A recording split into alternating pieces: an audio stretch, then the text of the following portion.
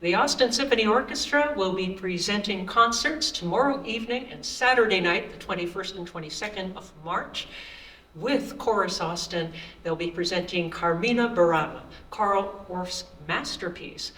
As well, there will be two other works, Kevin Putt's Concerto for Orchestra and Melissa Dunphy's Canticum Novum. And that will also involve, the latter will involve Chorus Austin. And here to talk all about it is Hila Plitmann. She's an amazing two-time Grammy Award winner.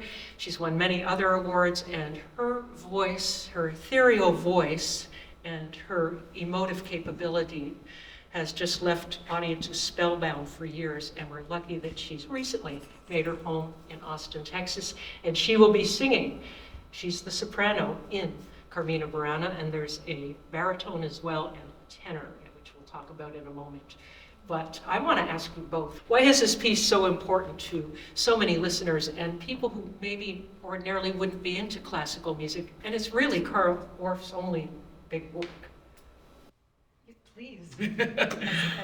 I mean, I think what Orff does so beautifully in Carmina is capture this essence of vitality through rhythm, which of course was his main inspiration, a gift for melody, which is really approachable for everybody. And then the weaving of these texts, right? He was inspired by these fantastic ancient texts written, as many people know, by abbots from Burana.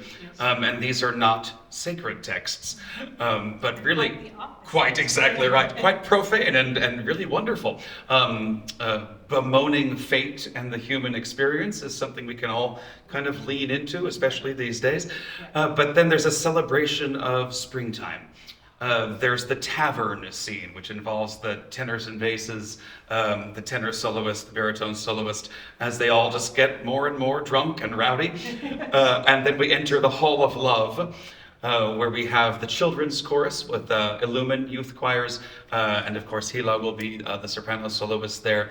And this kind of courtship that takes place between the baritone and soprano. Her struggling with, my purity, my chaste choices, or my lascivious desire, as in Trutina. But I think just the piece really speaks to the wealth and breadth of human experience, and Orff's gift is making it all so approachable. You mentioned this really is his towering masterpiece and kind of alone. There are companion pieces to Carmina, which aren't done as frequently. But his legacy really is in his training of young musicians and or Schulwerk, which is a method of teaching music to youth. So the music in Carmina on a really basic level is approachable to everybody. And I'd say in layman's terms, as you've gotten to the expert explanations here, from start to finish, it is a kind of dance of joy, a celebration of life. Yeah. And that's what is experienced throughout. So beautiful. And Ryan Heller, you, of course, the artistic director of Chorus Austin. So how many voices will we have? We'll have 150 in the choir, and then 30 from Illumin Youth Choir.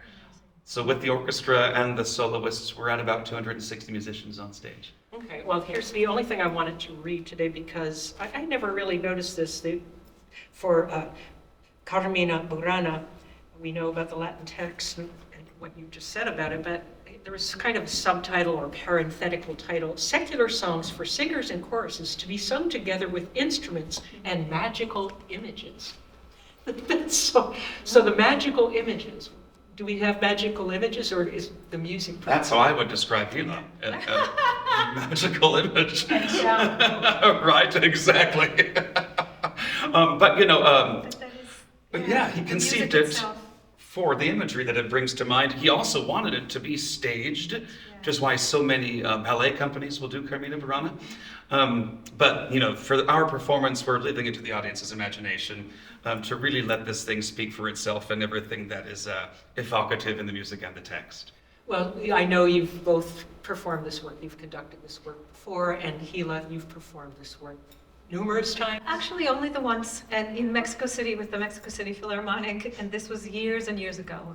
George Mester was conducting, and it was just as a joyful an experience as it will be this weekend. Well, before we sat down, we talked about it. Yes, it's operatic, and you're an amazing soprano, but what's its appeal to you in singing it? What does it bring out in you, or what do you bring to it? You know, it harkens very much to what Brian was talking about in terms of the kind of visceral qualities that Orff brings to the music. There's something that connects so directly to a sense of emotional, bodily felt experience of what the texts mean, that as a performer and as a listener, you sit there and you're just kind of enveloped and relishing in the beauty of it. It is a work of beauty, first and foremost, and for that is my appreciation of it and my joy towards singing it and sitting there listening to it. Well, we talked about one of my favorite parts, Intuitina, and you said it's not entirely operatic.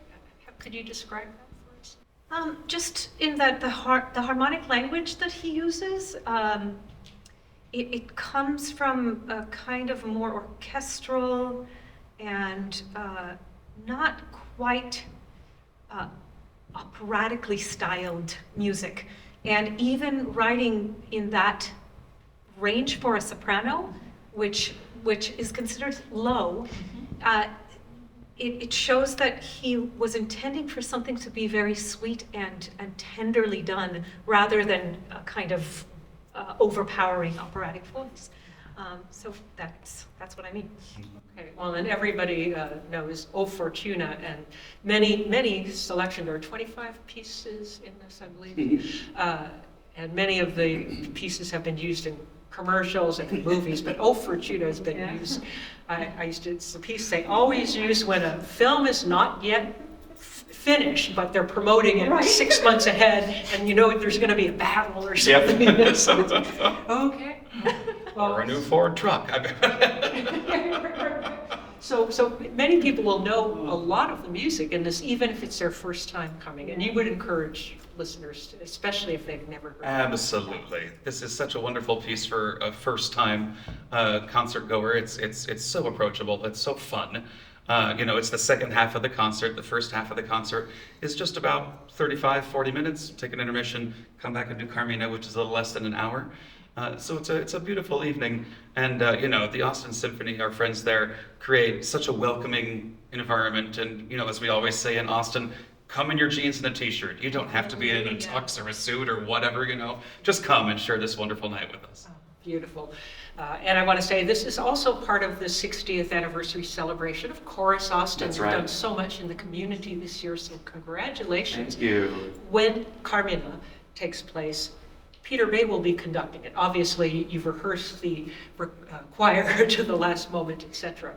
But you will be conducting the Melissa Dunphy piece, I understand. Tell us a Yes, little bit. that's right. So we're opening the concert with a commissioned piece by Melissa Dunphy, a wonderful Philadelphia composer. She's just an incredible light in this world. And a couple years ago, when we were looking ahead to the 60th, and we had Carmina on the horizon, I called Peter and said, we're going to commission a work in honor of the 60th.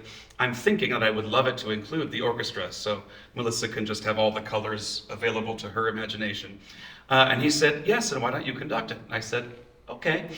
And then as we kind of evolved the work, Melissa and I were in conversations, and she said, I'm really taking inspiration from Carmina. I think I'm going to use the full orchestra, and choir.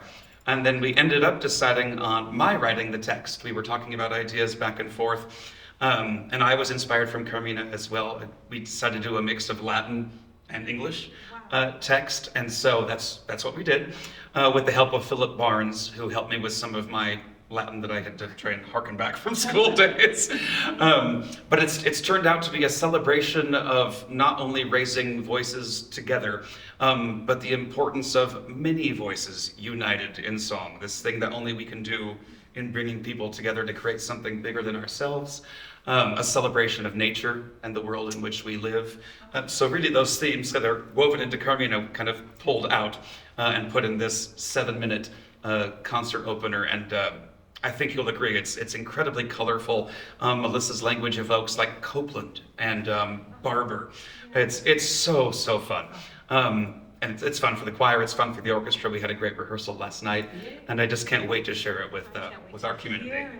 It's going to be great. She's unfortunately not going to be here. She was with us for rehearsals these last 2 days, and she had to take off to Dallas.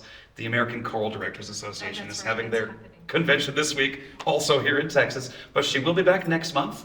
We're going to do the piece again, reworked for string quartet and piano with Invoke and Carla McElhaney and the chamber choir in Southwest Voices. And just since Hila is sitting next to me, we're also doing the 5 Hebrew love songs of Eric Whitaker, for which Hila wrote the text. So just a wonderful symbiotic moment happening here. I was just going to ask Hila what you had coming up after, this weekend. And you're always busy. So. I'm actually going to Glasgow in a week and going to record there with the Royal Scottish Orchestra. I think that's there. This beautiful piece by exquisite violinist / composer Itai Shapira, New York based. And he has been doing a lot of work with kind of women's healing and how it translates into musical qualities that bring healing. A lot of both scientific, working with the medical community and musical and artistic community. And something in I'm not going to talk about it too much, but it's based on a Korean fairy tale about a woman who basically was in love, married, and the leader of the town was a tyrant and sent her love away. And through trials and tribulations, she overcame and ended up bringing her husband back. And it's very beautiful, and that's what I'm doing. Probably another Grammy nomination. You just came off the last month, the Grammys, another nomination. Yeah, for Mythologies too. Right? That's right. Well, tremendous. I cannot thank you enough, both of you, for being with us today on Midday Oasis, and we look forward to the performances tomorrow night, the 21st of March, and Saturday, the 22nd of March, Carmina, Burana, and all those other wonderful works. Thank you for being with us today. Thank you so much. Thanks, Diane.